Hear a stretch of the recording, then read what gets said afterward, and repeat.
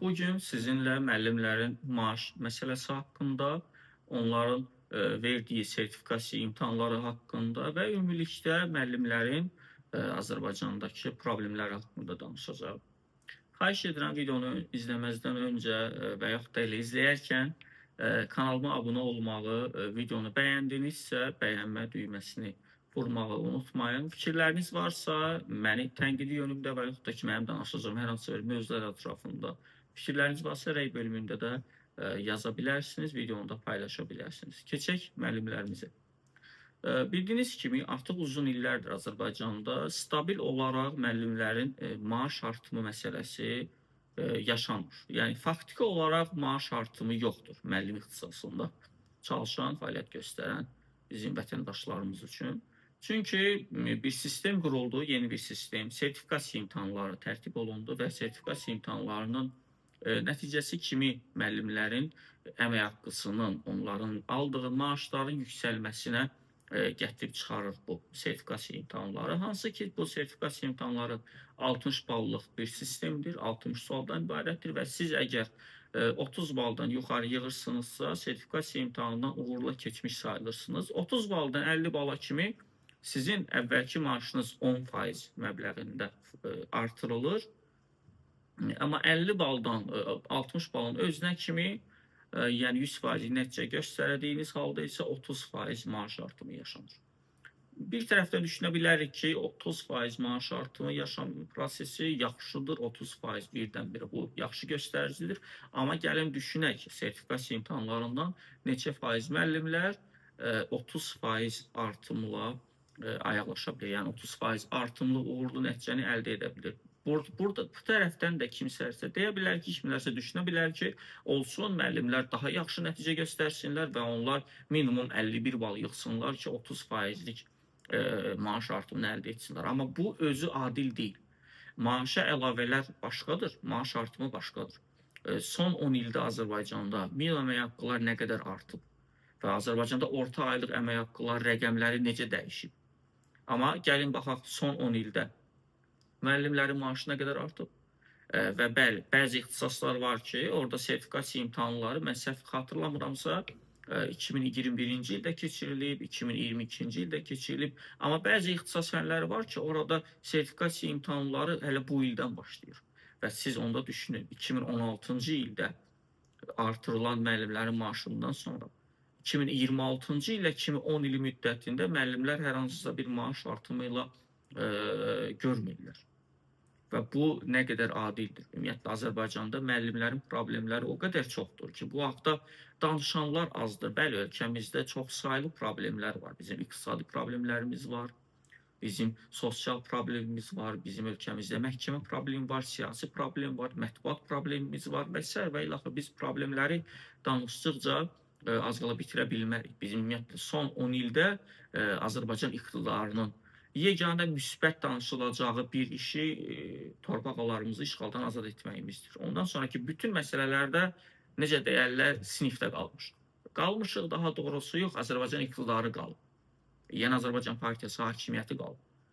Uzun illərdir artıq müəllimlərin seçkilərdə istismarı, onların seçkilərdə onları istifadə etməklə cəmiyyət qarşısında, cəmiyyətin gözündə müəllim peşəsi ilə, fəaliyyəti ilə məşğul olan insanların nüfuzlarının aşağı salınmasına yönəlik böyük bir siyasi addım. Bu əslində çox böyük bir siyasi addımdır. Və sonda artıq elə bir hala gətirib çıxarır ki, biz müəllimlərin hər hansısa bir problemləri haqqında danışanda kimlərsə ortaya çıxıb başlayır ki, müəllimlər özlərinin də səhvləri var, onlar məktəblərdə kifayət qədər ədalətsizliklər edirlər, onlar seçkidə saxtakarlıq edirlər, amma gəlin biz hamımız başa düşək ki, bu ölkədə istənilən peşə fəaliyyəti məşğul olan insanların peşələrində olan nöqsanlar sistemdən qaynaqlanır. Azərbaycan məktəblərində olan problemlər Azərbaycandakı həm də siyasi sistemdən qaynaqlanır. Azərbaycan universitetlərində olan rüşvət son illərdə bir qədər azalıb və yaxud da bir qədər daha mədəniləşib. Əvvəl amma az qala açıq bazar idi. Azərbaycan universitetlərində olan problemlər sistem xarakterlidir. Azərbaycan universitetindəki problemlər təkcə müəllimlərin üzərinə düşən məsuliyyətlə bitmir. Və oradakı günahkarlar təkcə müəllimlər deyil ki, bəlkə də ən son günahkarlar müəllimlərdir. Hələ siz universitetdəki maaşlara baxsınız, rüsvayçı dərəcədə aşağıdır. Universitet müəllimlərdən aldığı maaşlar rüsvayçı dərəcədə aşağıdır. Amma baxın, bugün Azərbaycanda ümumiyyətlə demək olar ki, heç bir siyasi kəslər, vətəndaş cəmiyyəti artıq demək olar ki, heç qalmayıb. Yarısı həbsdə, yarısı xaricdədir. Olan qalan vətəndaş cəmiyyəti də dırnaq arasında kimlərəsə görə qonqon qeydlər onlar adlandırılır və onlar ancaq dövlətin verdiyi əmrləri, onların sifarişlərini yerinə yetirməklə kifayətlənir. Bu haqda ciddi bir araşdırma yoxdur, ümumiyyətlə bir sosial araşdırma yoxdur ki, Azərbaycan müəllimlərinin bugün problemi nədir? Çünki bizim üçün ən vacib peşələrdən biridir. Müəllimlərdir, həkimlərdir. Cəmiyyətin sağlamlığının qeydinə qalan həkimlər və sağlam cəmiyyət yetişdirməyə yönəlik peşə sahibi olan müəllimlər. Əgər müəllimin problemi varsa, o dolayısıyla yolla onun sinifdəki şagirdlərinə də ötürülür. Çünki müəllim məktəbdə, xüsusilə məktəbdə fəaliyyət göstərən müəllim, məktəblərdə çalışan müəllimlərimiz, onlar təkcə tədris metodikası ilə yox, həm də təlim-tərbiyə işləri ilə məşğul olmalıdırlar ki, bir çoxları olurdu. Məktəb həm də vətəndaş yetişdirir, insan yetişdirir. Əgər biz məktəb müəllimlərin qayğısına qalmırsa, əgər onların maaş məsələsində dövlət özü adil davranmırsa, biz o müəllimi yetişdirdiyi uşaqdan nə gözləyə bilərik? Bəli, bugün Azərbaycanda ümumilikdə əhalinin rifah problemi var. Amma bunun fonunda kimlərsə deyə bilər ki, müəllimlər 700-800 manat maaş alır. Təbii ki, bu saat hesabına görə bölünür. Elə müəllim var ki, o hətta heç 400 manat belə maaş ala bilmir. Çünki burada müəllimlərin fəaliyyəti ilə bağlı onların maaşları ancaq saat hesabına hesablanır. Orada konkret minimum və yaxud da ki, maksimum məbləğ yoxdur. Stabil deyil, yəni demək istədiyim bu. Amma istənilən halda yenə də müəllimlərin maaşı istənilən qədər deyil. Siz əgər bugün fəaliyyətlə bağlı, ümumiyyətlə müəllimlərin cəmiyyətdəki fəaliyyətləri, onların nüfuzunun artırılması ilə bağlı dövlət əməli addımlar atmasından əlavə, ümumiyyətlə atmamasından əlavə, daha doğrusu, hələ bir sertifikasiya imtahanları təşkil edir. Mən burada bir əlavə edim. Sertifikasiya imtahanlarının ümumiyyətlə yaranma fəlsəfəsi ilə mən razıyam. Sertifikasiya imtahanları əslində bizə deyilən, cəmiyyətə təqdim edilən forması boyudur ki, bəli, sertifikasiya imtahanları keçirilir. Burada çox aşağı nəticə göstərən müəllimlərə ikinci şans veriləcək, yəni 30 bal minimum bariyeri yığa bilməyən müəllimlərə ikinci şans veriləcək. Onlar ikinci şansı da dəyərləndirib minimum həddi keçə bilməsələr, onların peşə fəaliyyətinə xitam veriləcək və bu daha savadlı kadrların müəllim işləməsi üçün əlavə yerlərin açılması deməkdir. Bəli, mən bu işin ilkin mərhələsi ilə razıyım. İşin ikinci mərhələsində bizə təqdim edilən, cəmiyyətə təqdim edilən buydur ki, müəllimlərin maaşı artırılacaq. Amma biz artıq zaman keçdikcə bunu görürük ki, sertifikasiya ümumiyyətlə yaranış fəlsəfəsi özündə əks etdirən iki əsas amildən əlavə dövlətin özünün çox belə şahmat gedişli bir oyunu nəticəsində bu həm də müəllimlərin maaşlarının artırılmasının qarşısının alınması üçün keçirilən bir tədbirdir, atılan bir addım idi və yaxud da keçirilən bir əməliyyat idi. İndi müəllimlərin maaşı artırılmır və əllərində əsaslı bəhanə də var ki, sertifikasiya imtahanları keçiririk. Sertifikasiya imtahanlarından yaxşı nəticə göstərsəniz, 30 baldan yuxarı yığsanız 10% maaş artımı olacaq. 50 baldan yuxarı göstərsəniz isə 30% maaş artımı olacaq. Amma bu özü də adil deyil. 2020-ci ildə 700 manat alan müəllim, tutaq ki, 2026-cı ildə 30% artımlı nəticə göstərir. 52-53 bal yığır, fərz edək ki. Və həmin müəllim maaşı görün nə qədərdir. Və yaxud da indi gəlin biz paralel olaraq baxaq. 2020-ci ildə Azərbaycanda minimum əmək haqqı nə qədər idi? 2020-ci ildə bazarlarda, marketlərdə qiymətlər necə idi? İndi necədir? Bu 30%lik bariyer bərabərləşir. Əgər bərabərləşirsə də, məncə bərabərləşmir. Qiymətlər daha yuxarıdır, inflyasiya daha yüksəkdir. Əgər bərabərləşirsə də, bunun harası uğur oldu? Mən müəllim kimi 5 il fəaliyyət göstərmişəm, dövlətin təşkil etdiyi, nazirliyin təşkil etdiyi imtahandan uğurlu nəticə hesab olunacaq nəticə götürmüşəm. Amma mənim maaşım yenə də dəyişmir. Heç nə dəyişmir. Mən onda 700 alırdım. İndi tutaq ki, alım 900 manat. 950 manat, amma bu 950 manat elə 2020-ci ilin 700-ündən belə aşağı gəlib çıxırsa. Və müəllim olaraq hansı motivasiyanı burada qazanır? Hələ biz digər problemləri dedik. Məktəblərdəki artıq əsas güc, əsas idarə etmə, liderlik artıq müəllimin əlindən alınıb şagirdə verilir. Və bu, mən düşünürəm ki, bu heç də uğurlu model deyil. Bu heç də uğurlu və yaxşı bir gələcək vəd etmir.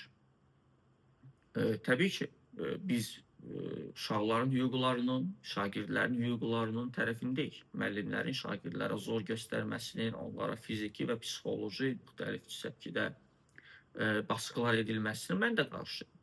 Amma müəllimin nüfuzunun da bu qədər aşağı salınması, saldırılması və yaxud da ki, müəllimin gücünün əlindən alınması bu qədər.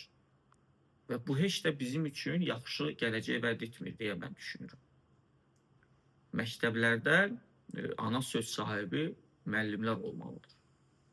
Şagird məktəbdə həm tədris öyrənməlidir, həm təlim öyrənməlidir, həm tərbiyə öyrənməlidir. Və sonra o məktəbdən çıxıb bir vətəndaş kimi yetişməlidir. Dövlətinə, vətəninə yaxşı bir vətəndaş olaraq yetişməlidir. Yəni, yaxşı vətəndaş kimi üçünsə nədirsə bu ayrı bir müzakirə mövzusudur. Amma ən azından cinayətkar çıxmamalıdır. Ən azından müxtəlif pis vərdişlərin sahibi məktəbdən ki, təlim-tərbiyə ilə bağlı çıxmamalıdır. Daha yaxşı insan çıxmalıdır. Amma biz bugün nə görürük?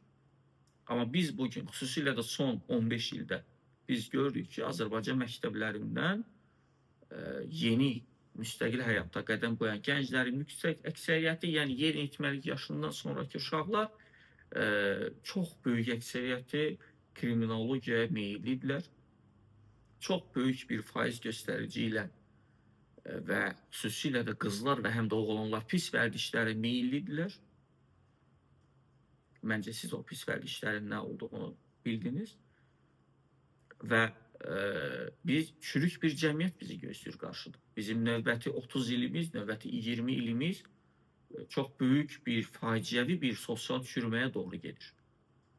İndi 14-15 yaşı olan uşaqlar, hansı ki kriminal dünyaya meyillidirlər, potensial kriminal şəxslərdir.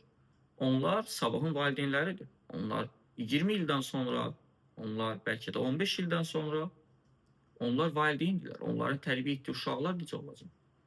Onlar necə bir övlad böyüdəcəklər bu cəmiyyət üçün? Və bunların əsasının hamısının kökü təbii ki, dövlətlə bağlıdır. Dövlətin öz insanlarına yanaşması ilə bağlıdır. Dövlətin özünün ən mötəbər peşəsi ilə məşğul olan müəllimlərə yanaşması ilə bağlıdır. Siz müəllimlərin nüfuzunu aşağı salırsınız. Siz müəllimlərin rifahını təmin etmirsiniz. Təbii ki, Azərbaycan artıq xoşbəxtlər ölkəsi deyil. Mən bunu ən azından, məncə siz hər biriniz də elə cəmiyyətdə, küçədə, biz yeriyəndə, biz metroda olanda, insanların üzünə, insanların gözünə baxanda biz görürük o qəmi, o kədəri, o stresi biz görürük. Bəli, Azərbaycanda insanlar geniş anlamda artıq xoşbəxt deyil. Amma həm də bizim müəllimlərimiz xoşbəxt deyil. Və bu müəllimlərimizin bu qədər problemlərinin olması və dövlətin də bunu öz sertifikasiya imtahanları ilə bağlaması ki, hansı ki, hələ sertifikasiyadan keçən müəllimlər 5 ildən bir yenidən bir imtahana salınır. Bizim həyatımız, bu insanların həyatı az qala bütövlüklə imtahan oldu ki, hələ məktəblərdə 4-cü siniflər, 6-cı siniflər imtahan verir, 9-cu sinifdə yenə imtahan, 11-ci sinifdə yenə imtahan, universitetlərimiz imtahanlarla dolu. Sonra gəlib diplom alırsan, amma işə qəbul ola bilmirsən, çünki müəllimlərin işə qəbul imtahanı yenidən keçirilir. Dövlət özünün dövlət universitetlərini və yaxud da özünün sertifikasiya vermiş özəl universitetlərinin müəllimlik üçün yararlı diplomu təqdim etdiyi kəsi yenidən imtahan elətdirir ki, xeyr, mən o universitetin verdiyi diploma güvənmirəm deyə. Yenidən imtahan verir, tutaq ki, bunu başa düşdük ki, universitetlərimizdə rüşvət olub, uzun illər problemlər olub. Eyb yox, bunu başa düşdük. Amma siz sertifikasiyadan keçən müəllimi təkrar hər 5 ildən bir yenidən bir imtahana salırsınız ki, görək siz inkişaf etmişsiniz. Bu özü də bir problemdir. 5 ildən bir olmamalıdır. Minimum 10 ildən bir olmalıdır. Siz hər 5 ildən bir dərs vəsaitlərini dəyişmirsiniz ki. Dəyişirsinizsə də bu ayrı böyük bir problem. Çünki hər 5 ildən bir ümumiyyətlə təhsildə struktur dəyişikliyi, model dəyişikliyi ola bilməz. Bu çox böyük bir fiaskodur demək sizin adınıza. Onda siz müəllimləri 5 ildən bir imtahan edirsiniz. Ona görə imtahan edirsiniz ki, yenə də bunların maaş məsələsi qabarmasın. Çünki siz müəllimlərin sertifikasiya imtahanını təkrar keçirilən sertifikasiyaları 5 ildən bir yox, 10 il və yaxud da ki 15 ildən bir etsəniz, həmin 10-15 il arası periodda müəllimlərin maaşı artmalıdır. Və dövlət də, Azərbaycan iqtidarı da bunu özünə yük hesab edir. Təsəvvür edin, bu mənim danışdığım bütün mövzuların ən başlıca açarı bəlkə də elə bu cümlədir. Azərbaycan hökuməti, Azərbaycan iqtidarı müəllimlərə veriləcək maaşı dövlət büdcəsinə yük hesab edir. Amma bu belə olmamalıdır. Sizin müəllimlərə, sizin həkimlərə verdiyiniz maaş yüksək maaş həm də verilməli olduğunuz yüksək maaş bu vətənin xidmətinə yönəlik bir maaşdır. Siz bunu dövlət büdcəsinə yük hesab etməməlisiniz. Uşaq pulu da vermirsiniz, onu da yük hesab edirsiniz. Müəllimlərin də maaşını yüksəltmirsiniz, onu da yük hesab edirsiniz. Həkimlərin maaşını yüksəltmirsiniz, təbii ki, həkimlər tamamilə başqa bir mövzudur, o haqda da danışacaq. Bəli, ölkəmizdə o qədər problemlər var ki, iqtisadi problemlər, bayaq dediyim kimi, hüquq, ədalət problemi, bəli, Azərbaycanda çox böyük ədalətsizliklər hökm sürür bu dəqiqə. Məsələ təkcə siyasi deyil ki, görürsünüz, mən müəllimlərin problemlərindən bugün danışıram. Azərbaycandakı problemlər təkcə siyasi problemlərlə bitmir. Məncə bunu Azərbaycan xalqı artıq tamamilə anlamalıdır, görməlidir, bilməlidir. Azərbaycandakı problemlərin adı ümumiyyətlə Yeni Azərbaycan Partiyası ilə başlayır. Və nə qədər ki, Yeni Azərbaycan Partiyası Azərbaycanda iqtidar partiyasıdır, nə qədər ki, Yeni Azərbaycan Partiyasının rəhbərliyi bu ölkəni idarə edən kəsdir, ölkənin birinci şəxsidir və mən düşünürəm ki, bu ölkədəki bu cür problemlər bitməyəcək. Bu ölkədə öz vətəndaşına adil davranış göstərilməyəcək bu dövlət tərəfindən, bu iqtidar tərəfindən.